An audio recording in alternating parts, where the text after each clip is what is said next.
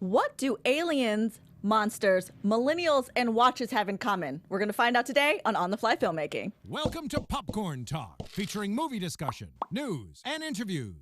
Popcorn Talk. We talk movies.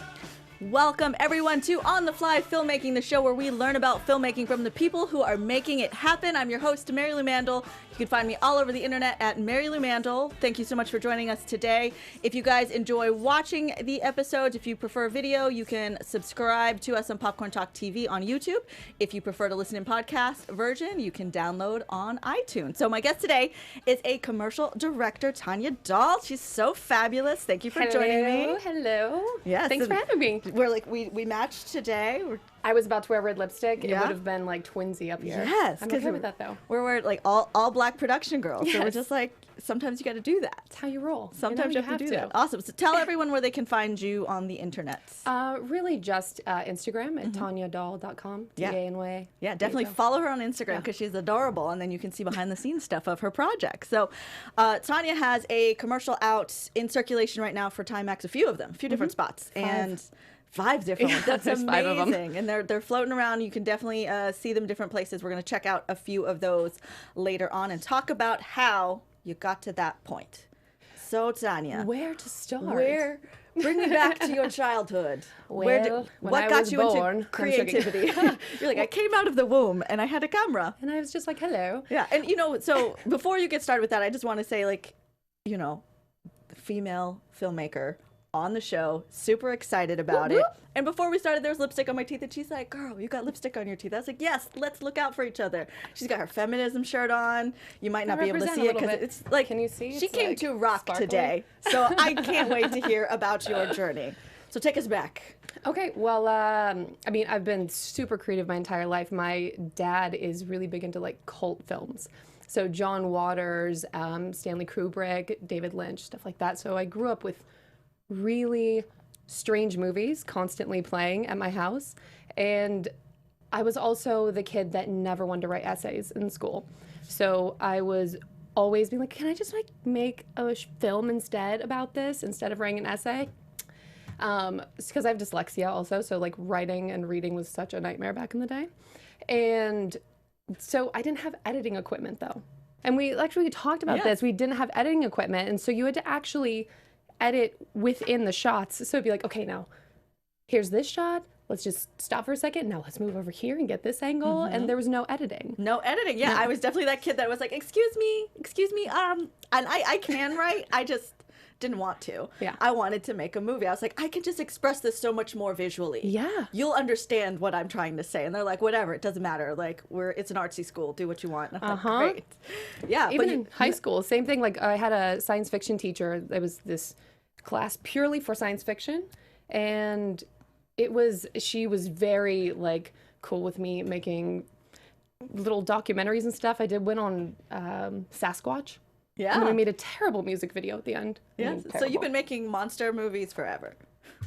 Yeah. Yeah. I guess so. Right on. I didn't get to a music video so much, but now I'm trying to bring it back, bring it back to like high school times. Bring it back to your roots, your movie making roots. So you're making, and that I thought was a really interesting discussion that we had when like we met up before and recording, because now everyone has access to editing programs and like everyone has a camera in their pocket, where like I had to go be like, can I please borrow a camcorder from someone? Mom, can I please buy these little DV tapes? And she's like, what do you need that for? They're so expensive. Why would you do that? Yeah. And you have to like, you set it up, you record. If it was a bad take, you had to rewind. Yeah. Record again. And come back out and do it. It was so much fun. It was a lot of fun, but also it was kind of a pain in the ass. And I don't think that if I wasn't like 16 at the time doing that, I probably wouldn't do that. Yeah. Like now I'm like, there's no way if I didn't have editing equipment and like actual camera.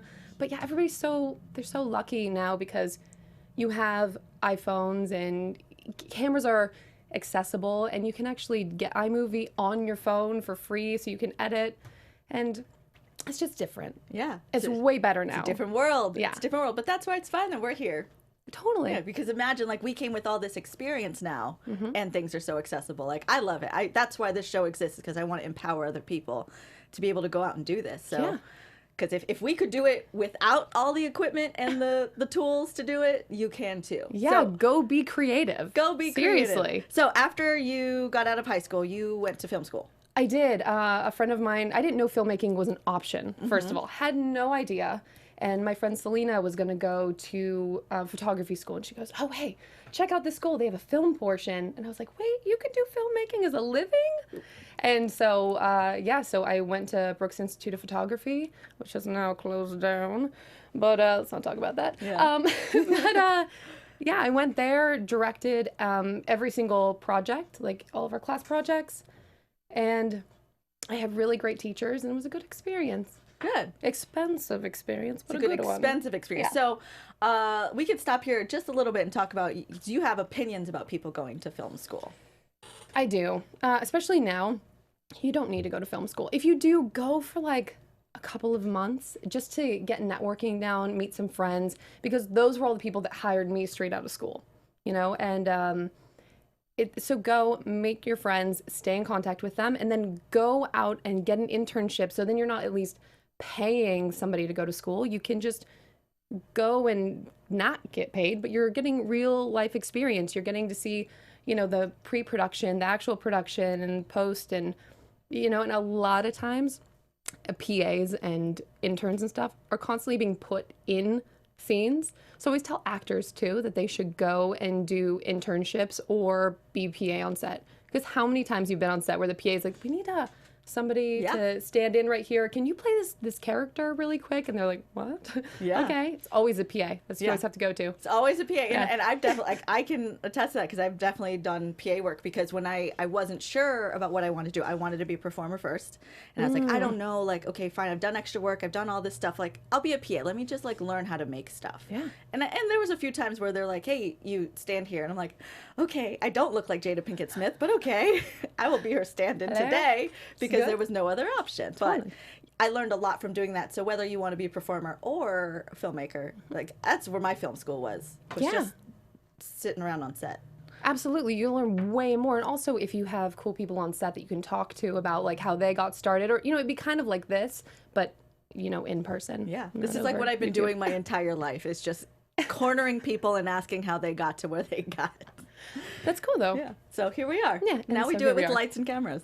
Yes. Cool. Okay. So you went to film school, you had a good experience, and then people that you met in film school got you your first break. So what happened after college? Well, actually, so one thing that was really great, like during film school, is my first teacher, Jay Lowy. He told me on my first set about being a director. It was my first like directing job, you know, on set. And he told me that, because I was really freaked out about it. He was like, you know, you're the one that everybody's looking to set the mood for the set. So if you run around like a chicken, or a chicken with its head cut off, then everybody's going to be that way too. So just calm down, have fun, you know, whatever it is. And we had talked about this before, about how it's not brain surgery. We're not sick, nobody's dying. Yeah. So just like have fun with it and realize that we're just playing make-believe as adults somehow, and getting paid for it. Yeah. Which is great. Yeah, because when you're young and you're like, okay, we've got some cameras, let's just make a movie. You're just outside and playing. It's still that way when you're older. I mean, granted, there's like money on the line, there's like clients, there's different things. Sure. But at the end of the day, it's not brain surgery. Yeah. A really cool job. It's really cool, and we're really, really lucky to get to do it. Yeah. Honestly. Yeah, that's great. We have to remember that. You constantly have to bring people back and be like, hey, we're good. Yeah. We're good. This is a You're good so opportunity. Good. You're so good. Okay, so what was this first directing gig? What was that? Oh, no, it was just like on... Oh, you were just on set. It was just like in school. That's Okay. what that was. That's when he told me that, which I carried through the rest of my career. So I try really hard to make sure that my sets are really fun, because, again, it should be fun. And yeah, and I've always had like my actors or people that I work with, they're like, this is the best set I've ever been on. This is so fun. And I'm like, yes, good. That's when I'm like patting myself on the back, is when people actually have fun on set. 'Cause if you can have 30 people on set and they're all having fun and working, like something's going right. Good. So yeah. Oh, that's fabulous advice. Yeah, to hold on forever. You guys hold on to that too. Cool. So what? Tell us about some first jobs after college. Right after college, I actually went into PR, which is very strange. And the Aqua Teen Hunger Force movie was coming out. And this guy came in who would play Master Shake, Dana Sneider, and he was like trying to get somebody to do PR for him for the movie. And it was me and the woman that owned the company. And she was like, I have no idea what Aqua Teen Hunger Force is. I was like, oh my God, I do. Yeah. I love Adult Swim. You know, this is so cool being near you. And he was like, I want her to be my PR girl. And she's like, oh, no, she's just my assistant. And he's like, well, I want her, like, nobody. And so she made me a junior consultant, which was really strange. It's like film school into PR, but it worked out. Mm-hmm. And then we changed over into doing like branding for bands, which got me into the music video scene. So I met so many bands during that time that I started, asking them who was doing their music videos because I really wanted to do it. I thought it'd be a good creative outlet and a way to be able to direct stuff because I didn't realize at the time that the labels really are like they're a big client and they don't really let you have a lot of creativity most of the time. Mm-hmm. So I just started going on like Craigslist and finding bands that needed music videos and just making them for anything I could. I mean, I literally made a music video for $200. Yeah. That definitely did not look like a $200 music video. And that was like the first one I had done.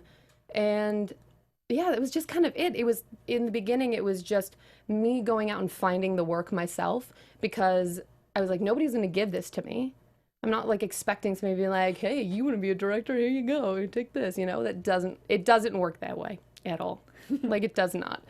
So you have to be proactive.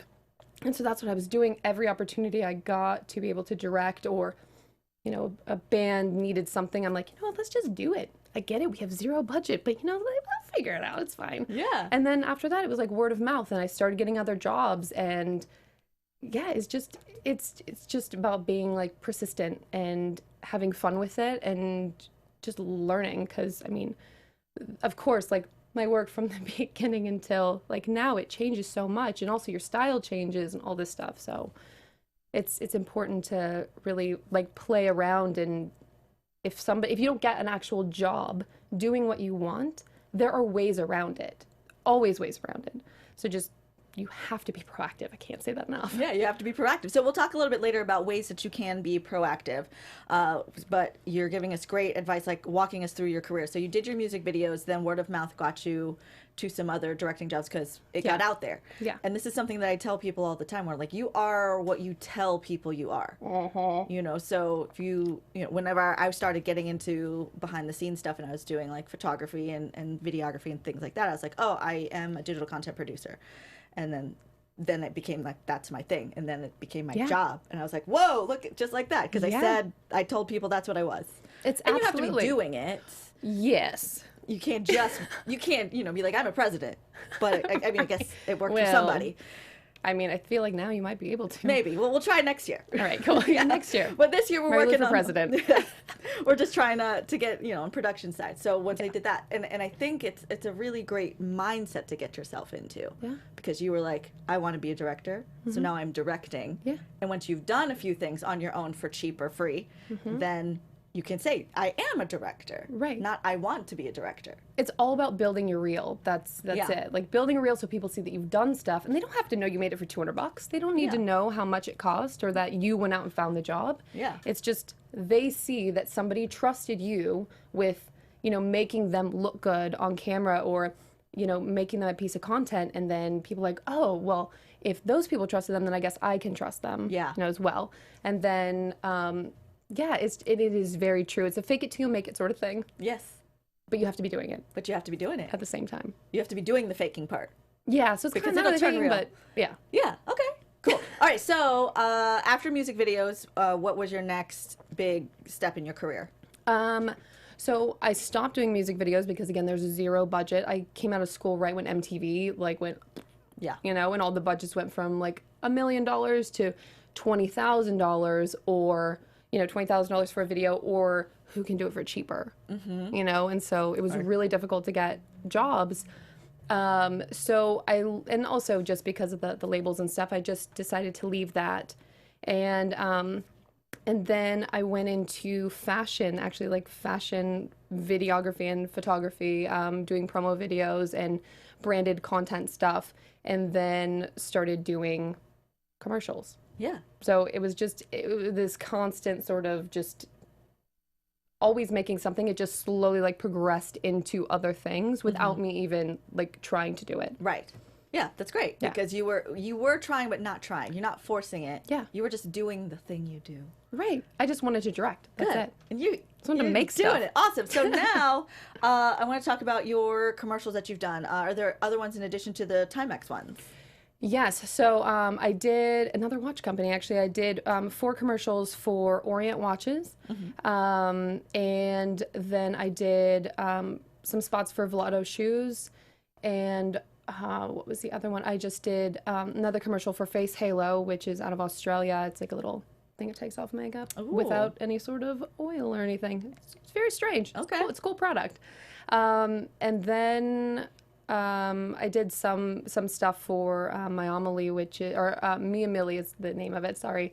And it's like a baby carrier company, which is really exciting. But That's good. Yeah, but then Timex, it's a little bit different because the Timex stuff, you know, I got to be really creative with it, and that's what I wanted. And being able to like get a client to allow you to do anything really creative is huge. And also Timex, they had not had an outside agency for like 20 years. They fired their agency, I think, in the 90s, and then we're doing everything in-house. And so we're like the first ones to be able to do like commercials for them outside of their own, you know, agency, or outside of their own company. And I remember their watchmaker Giorgio was like, "This is so cool. I love that we're getting to do like something really exciting." And you know, That's so great. He kept calling it like Gucci because I guess Gucci's doing a bunch of stuff with like monsters and their models and everything. And I was like, "Yeah, we're Gucci." So Gucci, so high fashion. Awesome. Well, let's check out these high fashion Timex commercials.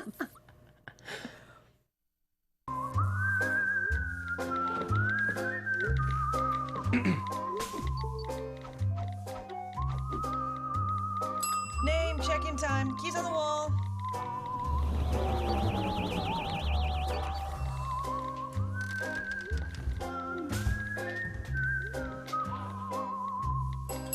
Name, check-in time, keys on the wall. Okay, come on. Name, check-in time, keys on the wall.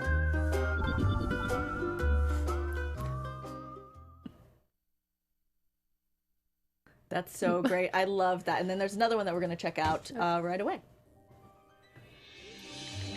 I hope they're still serving breakfast. I'm craving an omelet.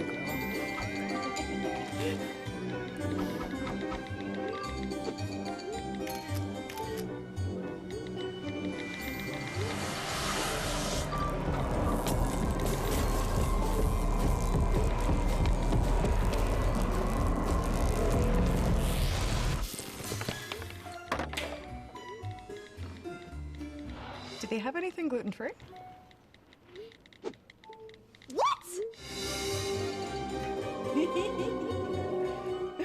I love them. They're so adorable. They're fun. They're fun commercials, and this is actually the first time. So I had to work with influencers, like Instagram or social media influencers instead of like actors. Even though, so Greg, who's in the spot with the alien, that one's called Vacancy. He actually is an actor. But Kelly with the pink hair, she I guess used to do acting when she was younger, but she's not an actress, and neither are the 4 people at the table.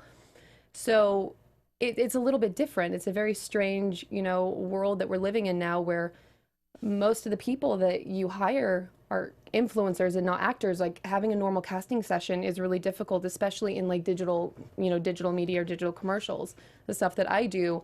So, are these playing? Is that what's happening? Oh no, she's gonna pull up some okay. behind the scenes stuff.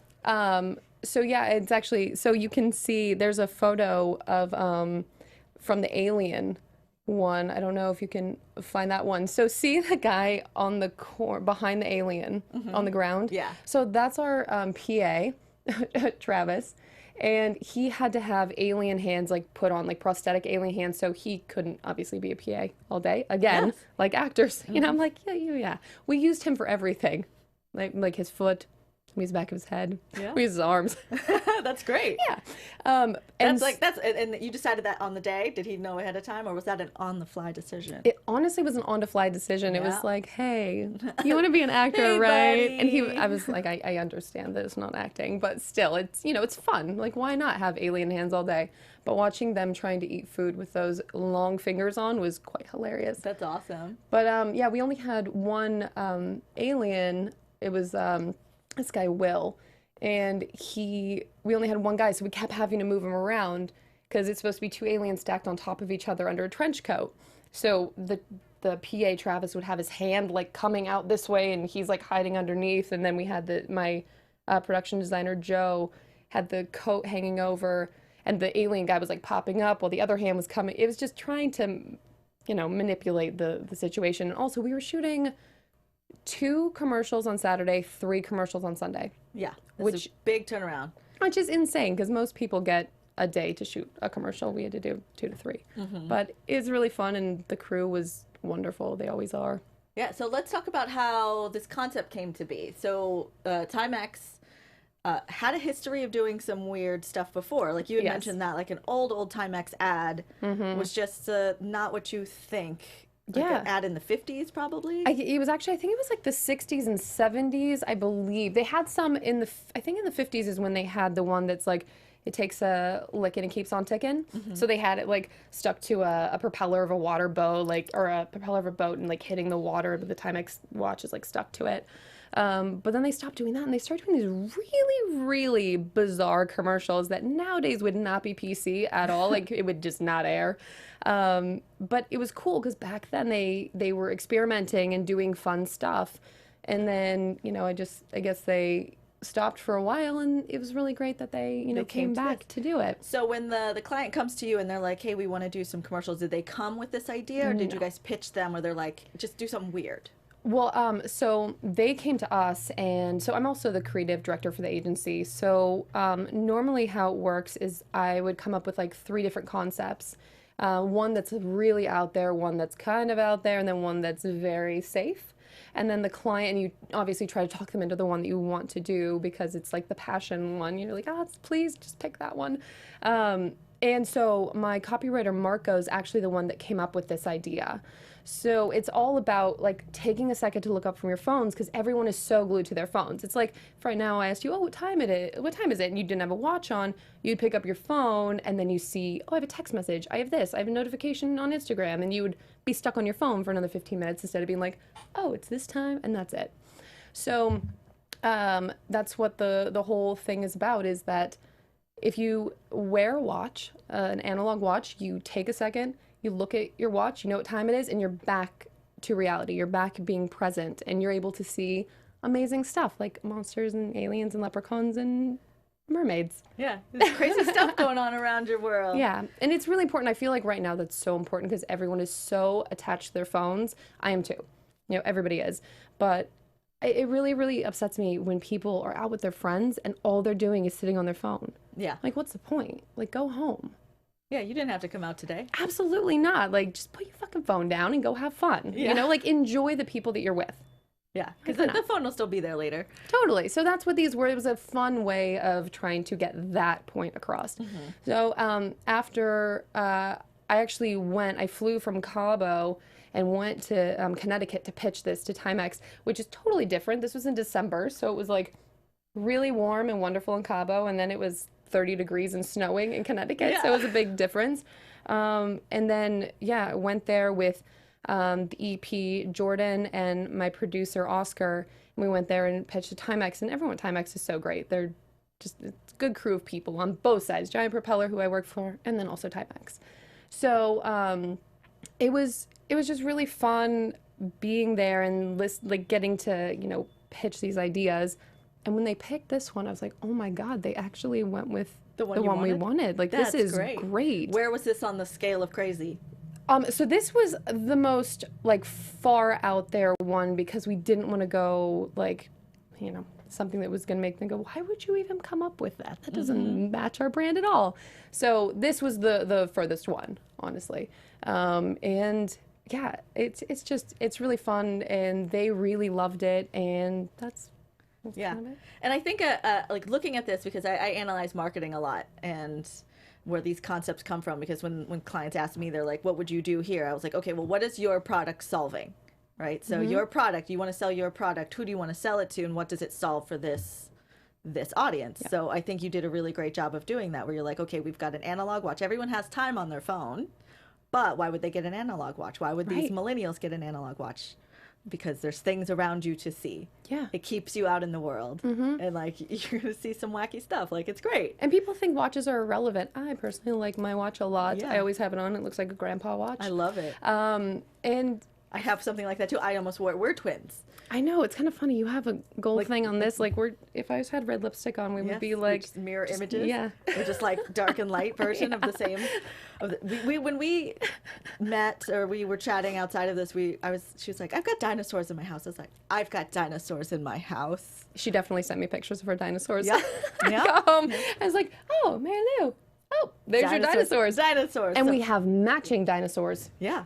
which is even crazier. So we're meant to be together. You know what? It really Basically. just meant to be. Yes. Yeah. Cool. So with these different things, I saw your monster. I think on your Instagram, I saw you were sewing it. Like you made this monster. So my uncle is amazing with like puppets and all Is of he that a kind of puppet stuff. maker? He's not. He actually worked for PG&E for like his entire life, but he's retired now. But back in like the 80s, he was on all these different shows, like Putting on the Hits and Gong Show and stuff. And he would make these giant, like crazy foam outfits with like puppets next to them and all this stuff. And so when we needed a monster, I was like, hey, Keith, you think you can do this? And he was like, yeah, why not? Let's do it. And so it was really cool getting my family involved. And my cousin Nicole was actually playing the monster. So she was brought on as his assistant, my uncle's assistant. And then she played the monster, inside the costume. And then he's the mad scientist that chases her. Yes. So I got them in the commercial and then also working on it. So, And the monster's in your house. It Also, is. which It's is like in the my dinosaurs made you office. think of that. Yeah, my house is, I call it it's like Pee-wee's Playhouse, but it's like Tanya's Playhouse. Because it's just like big giant dinosaur when you walk in, and then monsters, and then there's like a bloody bunny on a Beyonce mannequin. It's like, there's a whole, Anything you want. you know what? That's how your house should be. Yeah. It should be because you filled were with- grown and you could do what you want. I'm a grown-ass woman that has dinosaurs and monsters in her house. It's cool. Yes, And me. watches cartoons every day. all the time. Oh my God. It's good, but that kind of stuff feeds to your creativity because, Sure. like with cartoons. So like I feel pretty passionately about this when people are like, oh, I'm an adult, and I watch cartoons and they're like ashamed of it or they feel like they shouldn't. But like as creative people, adults had to make that. Totally. Little babies aren't making it. No, that is not made by 5-year-olds. That'd be pretty funny though. But they probably would do really well. They probably would. Yeah, They'd probably make it something that seemed like they were on acid, though. Yeah, I feel that's like- a project we should do. We should find like a 5-year-old and be like, okay, what do you want to make? And we go make it. It's a really good idea. Let's I think do we this. need to do this. I think we need to Okay, make that happen. cool. Cool. Okay, so you've got your monster in there. So you guys made the monster. Mm-hmm. How about the aliens? So the alien, VFX or the effects makeup artist Lainey, she's the one that actually found the prosthetics and everything. She'd used them previously on a Rob Zombie music video, but those were really like dark and creepy and scary, and there was like genitals and like it was like a whole thing. It's It's Rob Rob Zombie. Zombie. What do you expect?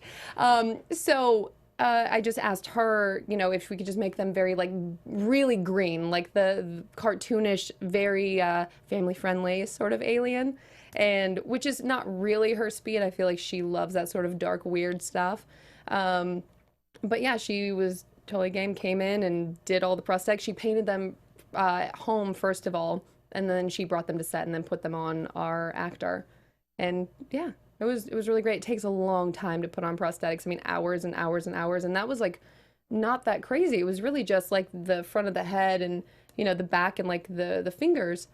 So I can't even imagine being on set. Like on X-Men could you or imagine something? being an actor and sitting there in like and makeup for like 12 hours. You're like, okay. And then now we have to go act. Yeah, and then you have to act, and then good luck eating or going to the bathroom, and then you're on set, and then you take it off, and then the next day you have to do the same thing again because you can't sleep in the costume. Yeah, you can't sleep in the No, costume. no. Your skin's probably wrecked. Oh my God, yeah. Sometimes it's just better to be behind the camera. Yeah. Like, oh, look, you do this. You Yeah. do this thing. And so one of the videos you had was something with the monster? Is it a behind the scenes video? Oh, Is this yeah, what yeah, this yeah. is? So this is the monster just, I mean, this is her jumping into the portal. Obviously didn't work.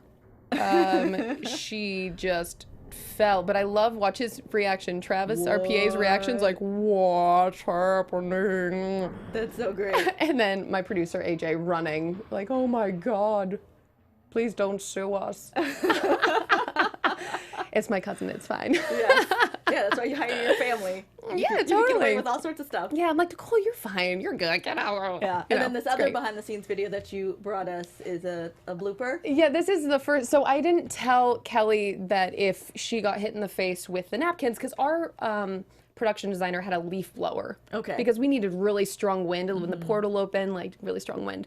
So our production designer was standing there with this leaf blower, and so he turned it on, and then his assistant had all these napkins like flying at her, and I forgot to tell her that if one hits you in the face, just like pull it off instead of, you know, and she didn't realize it was going to hit her straight in the face. So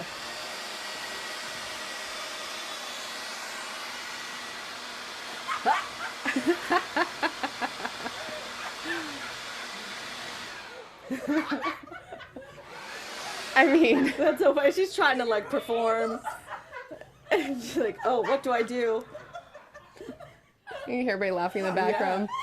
It would be great if you would have just like. But the thing is that, you know, like that's what I mean. Like you should be having fun on set. Yeah. We're playing make believe. It's so ridiculous. That's why like I really wanted to show that, is because, you know, everybody thinks of like filmmaking or whatever. It's just so serious, and it shouldn't be. No. You should be having fun. Yeah. And you should, you know, be creative and be weird and enjoy. Like you don't have to be so like stern on set or anything. Just like enjoy it. You get to do something so cool. Enjoy it. Yeah, like giggle. Like my favorite things is on set when you create this camaraderie with your team because you've just laughed and like gone through the weirdest things together. You're like, remember that time we were in the desert and it was like raining and I like sit in the mud and you're just like, Right. yeah, that was great. Yeah. Like it was awful, but it was great. Right. And getting places at like 4 a.m. is not the most fun, especially when it's like 2 hours away in the middle of the desert and you're like, I might die out here. But, you know, you're all doing it as a team. So Yes. it's great. Yeah. So speaking of in the desert, let's talk about the location that you got here. What is this? Where'd you find this? Okay, so I actually don't remember what the movie is, but it's in Lancaster, and it was built for a movie in the 90s. I can't remember. I want to say it's Anthony Hopkins' movie, but I don't know if that's right. But they built the set for the movie, and then they were going to tear it down, but somebody's like, wait a second, don't tear it down. Let me buy this land and, you know, buy this from you. And so it's called Club Ed, and they shoot movies there all the time. They rent it out, and it's a really cool, weird, seedy sort of hotel. You know, there's like the pool, which is freezing cold. Our poor mermaids, I don't have that clip, but like our poor mermaids had to be in the freezing cold water at 7 in the morning. It looks like it's sunny outside. It wasn't. It wasn't. It was really cold. But location is really cool. It's got the diner. It's got a hotel room. It's, you know, the giant open desert. And what else does it have? Oh, the front desk area where the alien was. But, oh, yeah, there you go. Club Ed. Club Ed. Wow, that's She is quick. Look at her pulling things up over Marissa's here. the best. This show, it's on the fly. She's a professional back there. Yeah, but people do not go there. Don't just go and like walk in because they get really mad. Oh, because they're probably shooting something, or like, Even if it's they're like a not, it's set. yeah, like you just. But people think because they like drive by and it looks really weird and it's a set that they can go and just check it out. But you shouldn't do that. Like just call. Yeah. Ahead of time. I don't know, but apparently it's But like a if really big deal. If you see this driving by, I wouldn't think there was a number to call to go and. That's check it actually out. true. Yeah, I'd be like, oh, this is an abandoned hotel. It's just such a good set. Yeah, it is very creepy. I mean, it's creepy being out there, especially like at nighttime. You're like, I feel like people were murdered here, but they weren't because it was a set. Yeah. Hopefully not. Hopefully not. Yeah, hopefully I not. don't know. Maybe just on camera for fakesies. For fakes. What is that? There's a gas station. Oh, in there's the a gas same station. area. Yeah, down the road. Yeah, that's a good find. But we didn't use the gas station. Yeah. Cool. Okay, so this commercial now floating out in the world. I saw it on Hulu, Yeah. And so like we were Instagram friends, and I like saw that you were behind the scenes. Like I'm always just like interested about that stuff. And I was like, ooh, like this is neat, but I didn't know, like I hadn't seen the commercial anywhere. And then I'm watching something on Hulu. I'm like, that's Tanya's commercial. That's awesome. That's awesome. Yeah, it was on Hulu, TBS. I guess there's like a digital part of TBS. So everything we do, it's not like a national commercial. It's all digital. So it's the stuff you see before, like YouTube, when you don't want to watch it. You're like, damn, this commercial, just let me skip through it. That's my commercial.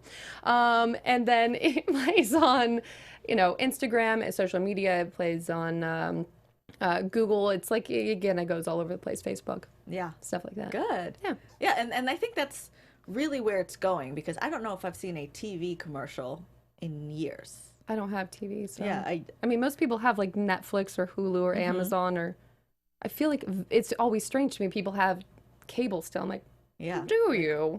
What do you have that for? In 2018? Yeah, what are you watching? I know. What are you watching that you can't get online? Yeah, what are you watching? And then, like, you can't choose when you watch it? You're at the mercy of their schedule? Why? What's the point? Yeah. $50 a month to be inconvenienced? Like, that sounds terrible. Yeah, and I love that the cable companies are like, my internet company is like, well, it's just $5 more if you have internet to get cable. I'm like, but I don't want it. I don't want it. I don't want it. No. This is fine. I have this little antenna that sits next to my TV that gets me like 3 channels, just in case like the world is ending and like I need to turn it on just to see. But like I really could just go on my computer. Yeah. But still, I wanted the antenna. Yeah, it's good. It's probably cute. Yeah. It probably goes with the decor. It's just black. So yeah, it goes with the decor. Good. Very, very good. Okay, so you are now... You finished this Timex commercial. Do you have any other cool projects that are coming out soon that we should keep an eye out for? So I'm actually working with another producer friend of mine, Robert. He is helping me with this show called The Meebo Show, and it's a puppet-based show. Like the lead character is a puppet, and I don't want to say too much, but it's more adult. It's really like fucked up and weird, and it's kind of like my brain vomit. It's like the stuff that I want to like get out there, but I can't do it in like a commercial, or I can't do it in a normal like sort of public setting. I have to do it like, oh, here I'm gonna make this very strange content. It would definitely be like an Adult Swim sort of deal. Cool. Well, I can't wait to see that. Yeah. Let's talk about some advice. So we talked about film school already a little bit. And to reiterate that, you were like, sure, go for a little bit, make some connections if you're, in a major market. Or don't go. Or I mean, don't. you have YouTube. There's literally anything you want to know is on YouTube. Yeah. Anything. I'm constantly going on like YouTube to find stuff out for like Photoshop or After Effects, or just learning whatever, going way too far down the rabbit hole into weird stuff I don't want to know about. So it's all there, like at your disposal. Just like take it. And like that's the problem if people aren't doing it. If you're not taking the initiative to go and look on YouTube or go and search the internet for ways to do stuff or how to use a program or whatever, you can get everything for free. Like then you're never gonna do it. Yeah. Maybe somebody needs structure and they need to go to school to like keep their brain focused, but it just doesn't seem like it's worth it. It's so much money. Yeah. It's so expensive. It's so expensive, and then you're just like in it forever. Yeah. It takes a long time. So I just really think people should just go online and like learn themselves and, just shoot. It's all about making mistakes. That's how you learn. You have to make mistakes and you have to be okay with that. I mean, you know how it is. You have to just try, and you have to fail a bunch, and then you have to get back up and do it again, and people are gonna be like, oh my God, this is shit. But it doesn't matter. Yeah. Like, it doesn't matter. You're still doing it. You're doing more than 90% of the people out there. Yeah. Like, I don't know how many shows I've started and stopped. I've made so many different shows. Like, I was actually going down a rabbit hole of my own, like, YouTube, like, all of my, like, hidden videos. And I was like, oh, remember when you tried to do a movie review show? Oh, cool. Remember when you tried to do a makeup show? Cool. Like, just everything. I'm just like, sure, let's just keep going. But why not? Because I can. Yeah. And you should. And, like, I didn't go to film school. I learned everything myself. That's awesome. Like, I learned it all by going on to YouTube myself. And then I got to thinking, I was like, well, if I'm learning stuff now, I should also be providing to people, because the internet gave me so much. So that's kind of where this came from, where I was like, I have to give back. The internet gave me, now I will give the internet. I give the internet. You're welcome, internet. I bring you on the Fly Filmmaking. Oh my gosh. That's another thing actually that bothers me a lot, is that like I never had a mentor, but I feel like like guys always have mentors, but I worked for all these women and I never had like a mentor. And I feel like it's so important. I'm just really glad right now that in the entertainment industry, women are trying to like band together to be like, all right, we've got this, like we're going to work together and, you know, we're not going to fight each other. But I never got any help or mentor. I never got any advice from any of these really like huge women that I worked for. And I think I told you the only piece of advice I ever got was you'll never get anything unless you ask for it. Yes. And that's a huge thing, because I don't know if it's just women, but I feel like it is that we don't ask for what we want, especially in our careers. And it's really important. It's really important to ask for what you want. If you want something bad enough, go and ask for it. If you're working for somebody, you have to be like, hey, I need you to help me. I need you to tell me what you're doing, like involve me or give me some hints or whatever it is. Just like, you have to ask for what you want. And 90% of the time, you're going to get it. Yeah. You're going to get, and sometimes you like won't, but like just keep asking, and then you'll learn more, and you'll just, it's really important. It's really important. Right. And then I think there's something where you're like 90% of the time when you ask for it, you'll get it. And then I kind of think the other 10% of the time that you didn't get it is you're learning how to ask in a different way. 100%. You're just figuring out the way to ask this person. You're like, okay, cool. That way didn't work for you, but let me ask a different way. Yeah, you're like, can I try that again? Hold on. Reset. Hello. Back to one. Yeah, but that's true, because people want to help. Inherently, like, people want to help each other. They do. They just don't, people don't ask them, first of all. And then, second of all, sometimes people come at it a very strange way and makes them feel awkward, or like you're trying to like steal their soul from them or something, you know? But you just have to like learn how to talk to people a little bit and understand humility and all of that. What was that? Oh, the aliens are listening. Perfect. Come on in. Come on in. We've got room right here. Yeah, so like I love that. I think that's really fabulous advice, especially as women in any industry, and especially in the film industry, where it's hard to just ask for what we want. And you know, I interview a bunch of people, and I notice with the males that I interview, it's like, cool, yep, this is what I do. This is what I do, and I do it, and I'm good at it, and you know, they're confident. It's fine, and it doesn't matter if they're like actually good or not. They just like, this is who I am. I am the color blue. I like whatever it is. Like they say it with conviction. Totally. And when I interview the women, and I find myself doing this myself, where they're like, oh yeah, like I did this thing, it was pretty cool. I was like, what, are you kidding me? That was awesome. Yeah. That was like the cool, like that thing is iconic, but there's always this sense of, oh, like, let me minimize myself. Yeah. So then I even found myself even thinking about this, and I'm aware of it in other people. And I was talking to somebody, and someone's like, oh, what do you do? And I was like, oh, like, I mean, I like make shows. I like travel around. I take pictures. I don't know, whatever. It's no big deal. And they're like, what? Yeah. That's awesome. And I was like, oh, I did that. I did the thing. Yeah. Don't minimize yourself. It's so strange. I don't know why that's a thing, but it is. Like, women naturally minimize themselves. And I've noticed that I've been paying attention to the guys in my industry and how they talk about what they do all the time. They talk about, to anybody who'll listen, they're like, oh yeah, I'm a director, I'm a producer, I'm a writer, this is what I do, and I'm working on this and blah, blah, blah. And they're constantly talking about it. So people always associate them with that role. And they think about them when they're hiring or whatever it may be. Like, oh yeah, Billy said he's a director. Yeah. Let's get Billy. Totally. Instead of saying like, Tanya never said she was a director. I've seen like she does some stuff, but like, oh, I didn't know she did that. Absolutely. You got to say it. You have to talk about it. Talk about what you do. That's another thing. Like, talk about it, ask for what you want, and like just go and just do it. Like, don't worry. Everybody needs to stop being so concerned what anybody else thinks about them. If you want something, you have one life in this body. YOLO. That's it. Yeah. You did it. You just YOLO'd. You YOLO. You're like, you have one life. And I was like, it's close enough. Yeah, it's close enough.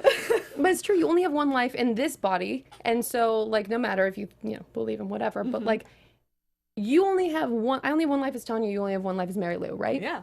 So why would you ever stop yourself from doing what drives you and what's passionate, like the things that like you're like, oh, I've got to do this. Why would you ever stop yourself? Why would you minimize that? That's really special. That sort of, the drive that's inside of people is really special, and it's unique to each person, and they need to like go out and just like grab it and do it. Yes. You know? Yeah, I love that. That's like, I try to tell this to people all the time, and it's great because I've started to realize like I still minimize myself, and I go out. I feel like I go out into the world pretty confident, but I still notice that this thing happens because it's so built in. Yeah. But you just keep doing it, and your confidence builds because you like from directing a bunch of commercials, a bunch of music videos, then you can confidently come out and say, yes, I am a director. Right. You're not, I want to. Right now. You're like, I am. I do. I do this. Yeah. This is my ish. So go out there and do it, guys. That's like awesome advice. Yeah, just own it. Own whatever the thing is that you want to do. Just own it. Do it, own it, and say that's what you do. Right. And that's it. And even, I know a lot of people are like, well, I don't quite know what I want to do, but I'm a little bit interested here. I'm a little bit interested there. And I say, grab one, go for it for a little bit so you can at least explore it, because otherwise it will haunt you forever. Yeah. It will haunt you. Oh, like, it will. Like, you know, what I young, you know, not old, but not young, but there's definitely things that like haunt me. And that's where we're still out here, you know, out here trying different things. Like I will try everything because I know it's going to haunt me if I Why don't. not? I was in a band for 5 years just because I wanted to. I'm a terrible singer. Yeah, but you Terrible. But I like to perform. And I was like, I want to be in a band. Yeah. Why not? Go do it. And yeah, I don't even know what I was going to say, but it's just, it's important to do the things that you like want to do, the things that are like pushing, especially in your 20s. Yeah. Like in your 20s, you are allowed to be the biggest asshole ever and allowed to like jump around from all this stuff. And nobody even like, blink an eye. No, they don't even care. They're like, oh, they're in their 20s, you know? Like that's when you need to just try everything. Just kind of pick around and just, you know, try it, but actually give it like a real try. And also a really great thing is like making a list of the things that like matter to you, that things that like drive you, if it's creativity or if it's like you love to like lead, or if you like to, you know, do public speaking, or you like to write, or whatever it may be. Just write down the things that you really love and slowly start finding, you know, ways to like what careers or what things you could try to give you all of those things that like make your soul like sing, like, you know? You find the places where they intersect. Yeah, you gotta do some soul searching. Yeah, a little bit. Write it down. Write it down. Right. And this is something that I've realized a lot lately, over like the past few years. It's like I've gotten everything that I've asked for, but I was never specific about what I'm asking for. So, you know, like a specific story. So I did an event doing some photos and videos for a Double Dare event. Nice. And, you know, like, as a child, I was like, I just want to be a Double Dare, and I want to work with Mark Summers. And so I did. I was a behind-the-scenes person. Yeah. But I, like, wasn't specific. Like, as a child, I was like, I want to be a contestant, or I want to be a host. I want to be, like, I want to be, like, making this show. And I was behind the scenes, but I, like, laughed at myself because I was like, you got what you asked for, but you weren't specific about it. Yeah. You know, so... You know, like, I was like, I want to have a network. I was like, well, I do. I make 3 different shows a week. Yeah. Am I getting, like, paid for them? No, I enjoy them, but And I you wasn't also specific. have another job on top of that. Yes. And all the other creative things that you do. Yeah, just, like, all of these things. But be specific about what you want. Yeah. Go pursue it. Yeah. And own it. Don't minimize yourself. I think that, No, yeah, do not minimize yourself. Yeah. Don't minimize yourself. I don't know where the cameras are. There's so all many. of them. You're a rock star. This one's yours. God, there's so many. Don't minimize yourself. Yeah. Everyone. Awesome. Well, thank you so much, Tanya, for joining me It's today. been so fun. And I Thanks do for want to having me. say on camera that before we started, she was like, I'm so nervous to be on camera. I'm I so hate awkward, being on but you were camera. fabulous. You were just fantastic. faking it. You did it. You fake Well, it till you great. make Thank it. you. So now you can say you did it. Thank you for coming on my show. Let Thanks so everyone much for know where having they me. can find you on the internet. TanyaDahl.com or at Tanya Dahl on Instagram. Yeah, and she's so adorable. Make sure all. you check her out. You guys can find me all over the internet at Marielou Mandl. If you want to watch this show video-wise, you can watch it on YouTube at Popcorn Talk, or you can subscribe to the podcast on iTunes. Rate us 5 stars. We'll see you next time on the Fly Filmmaking.